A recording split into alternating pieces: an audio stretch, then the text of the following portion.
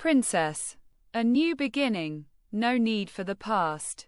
Barbara stopped working. Her head turned around the room. She felt the weight of someone's gaze and presence.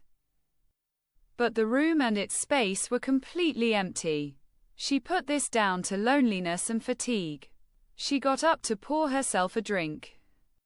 The security systems outside and around the shelter showed everything safe and quiet. A voice in her head said, "Hello, Barbara. I'm glad I found you." "Megan, it's you," and she said to herself. "It's been years, no one knows where I am, these walls and this security. I'm not Megan. Are you ready to talk to me, face to face? I don't want to scare you. But I'm standing in this room and in front of you." Barbara put her drink on the table and looked carefully. Megan had a glassy and recognizable appearance in her invisible state. But this room was full of lights and the devices were silent, and she didn't see anyone with these characteristics. "Who are you? How did you find me? What are you doing with me? Why are you talking to me in my mind? I have my own resources. Barbara, I want to invite you to work and cooperate with me. Do something together. Well, you who knew my location and identity. You would have sent a message to the system. I would have answered you.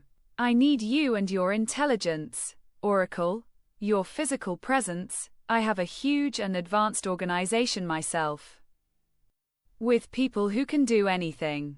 Barbara chuckled and drank some of her lemonade and said, "Interesting. What use am I to you now? You are Batman and his family, and the fact that you were once a member of them for a long time and you know them very well," Barbara said with a frown, annoyance, and coldness. "I have nothing to do with the past and Batman anymore. You said it yourself, Oracle, this is me. I don't want to confront you with them. I want to train a Barbara Gordon and give her your memories. Of course, only from the type of work you did as Batgirl. I have nothing to do with your frustration, sadness, and rebellion." Barbara looked at the room more carefully this time, but it was useless. "Who is this Barbara Gordon? A clone of yourself from Earth 2, now in that Earth, she is actually active as Batgirl."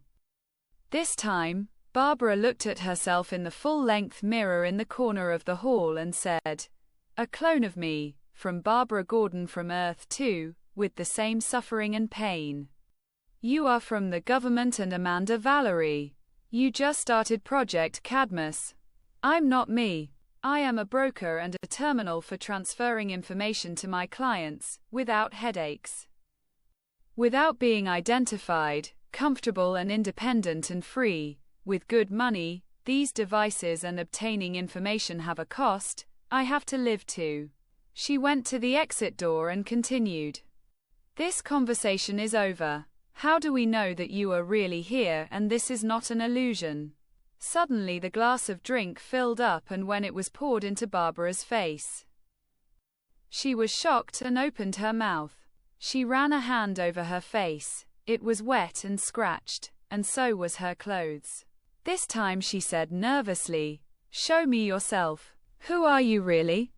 Seeing the woman who appeared in front of her, she was more shocked and stunned. This was not a hologram. Wonder Woman. Diana. Here. How are you? Only Marshall Manhunter and Megan could handle this. Diana said, "It wasn't just them. Many heroes and even anti-heroes had and still have the ability to pass through objects and become invisible. But I, Diana myself, and the original Wonder Woman." Barbara threw herself into her arms and started crying. "You didn't forget. You looked for me, even after all these years of loneliness. Diana, I didn't think I'd see you again. But I always had hope somehow." Then she gently pulled her away from her and kissed her forehead.